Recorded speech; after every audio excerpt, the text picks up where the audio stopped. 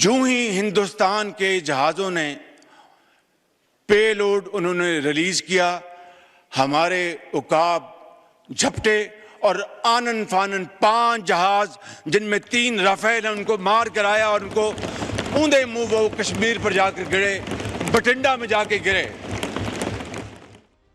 एक तरफ पाकिस्तान के प्रधानमंत्री अपनी संसद में झूठ पर झूठ बोल रहे थे, भारत को गीदड़ भपकी दिखा रहे थे, तो दूसरी तरफ उनके विदेश मंत्री शांति की दुहाई दे रहे थे। इसी के साथ पाकिस्तान का दोहरा चरित्र एक बार फिर बेनकाब हो गया।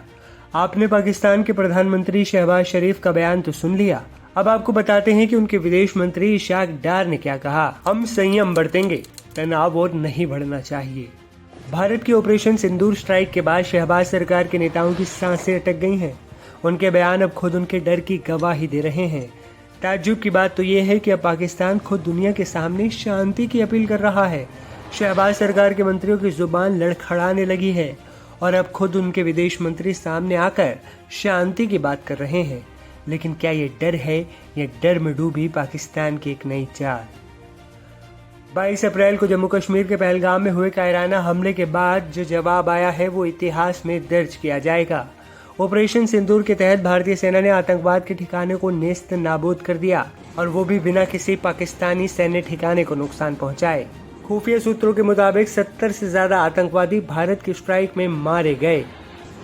ये एक स्ट्राइक नहीं बल्कि एक लास्ट वार्निंग थी कि भारत अब चुप नहीं बैठेगा। अब पाकिस्तान के नेता बुरी तरह बौखलाए हुए हैं।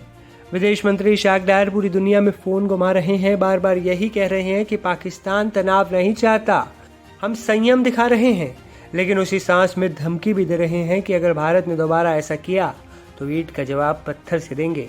यानी डर भी दिखा रहे हैं और हिम्मत की नकली झलक भी। पाकिस्तान के विदेश मंत्री ने कबूल किया कि पुलवामा हमले के बाद भारत ने दुनिया को अपना नैरेटिव बेच दिया और अनुच्छेद 370 को हटाने में सफल रहा, और इस बार वो फिर से वही कहानी दोहराए जाने से डर रहे हैं। अब जरा पाकिस्तान के रक्षा मंत्री ख्वाजा आसिफ की बात सुनिए। उन्होंने भी गेंद भारत के पाले में डाल दी। वो कह रहे हैं शुरुआत भारत ने की थी, हम तो बस उसका जवाब दे रहे हैं। अगर भारत पीछे हटे तो हम भी पीछे हट जाएंगे। मतलब साफ है कि पाकिस्तान अब बैकफुट पर है और वो ये बात अच्छी तरह जानता है। भारत की ओर से भी संदेश बिल्कुल साफ है, हम युद्ध नहीं चाहते, लेकिन अगर कोई उकसाएगा तो उसे छोड़ेंगे नहीं। उसका जवाब और सटीक और कठोर दिया जाएगा।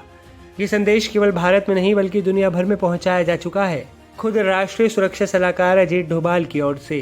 तो सवाल आपसे ये है कि क्या पाकिस्तान की ये शांति की बातें आपको सच्ची लगती हैं या फिर ये डर के साए में ली गई कूटनीतिक चालें हैं जो पाकिस्तान हमेशा से रचता आया है?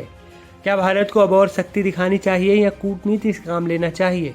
कमेंट कर अपनी राय जरूर बताइएगा। लेकिन जाते जाते पाकिस्तान के प्रधानमंत्री शहबाज शरीफ का वो पूरा झूठ सुनते जाइए जो उन्होंने पाकिस्तान के संसद में बोला। आपको भी उनका बयान सुनकर हंसी आएगी। माजी की तरह छुपकर पाकिस्तान के ऊपर हमला करने की नापाक कोशिश की, लेकिन अल्लाह ताला के बेपाया फजल करम से, पाकिस्तान के 24 करोड़ अवाम की दुआओं से हमारी बहादुर और दलेर अफवाज पाकिस्तान ने हिंदुस्तान के इस मकरूह हमले का मुंह तोड़ जवाब देकर उस तारीख रात को चांदनी रात बना दिया।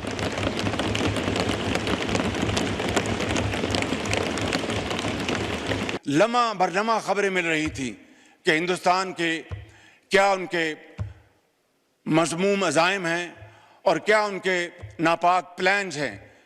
कल रात को जनाब स्पीकर, हिंदुस्तान ने पूरी तैयारी के साथ, और कोई उनके ऑल टोल्ड 80 जहाज इस हमले में शरीक थे, और उन्होंने पाकिस्तान में 6 जगहों पर 6 शहरों पर हमला किया।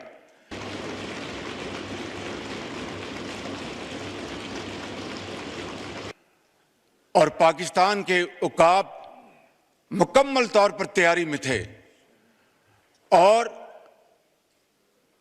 हमारे जहाज़ों ने पाकिस्तान की सरहदों को अबूर नहीं किया। जनाब स्पीकर, जो ही हिंदुस्तान के जहाज़ों ने पेलोड उन्होंने रिलीज किया। हमारे उकाब झपटे और आनन फानन 5 जहाज जिनमें 3 राफेल हैं उनको मार कर आया और उनको ऊंधे मुंह वो कश्मीर पर जाकर गिरे, बठिंडा में जाके गिरे। मैं बड़े अदब से अर्ज करूंगा, ये मौजूद ऐवान है यहाँ पर, ये कल का जो वाकया जो हुआ और अल्लाह ताला ने पाकिस्तान को अजीम फतह अता फरमाई, उसकी क्या वजह थी? उसकी वजह थी कि इंतहाई आला पाए की तैयारी, प्रोफेशनलिज्म, जज्बा कुर्बानी, हुब्बुल वतनी, उस जज्बे से सरशार बरी फौज, बहरी फौज, हवाई फौज के सफा सलार अफसर सिपाही यकजां दो कालिब थे। दिन रात मुशावरत की उन्होंने और प्लानिंग की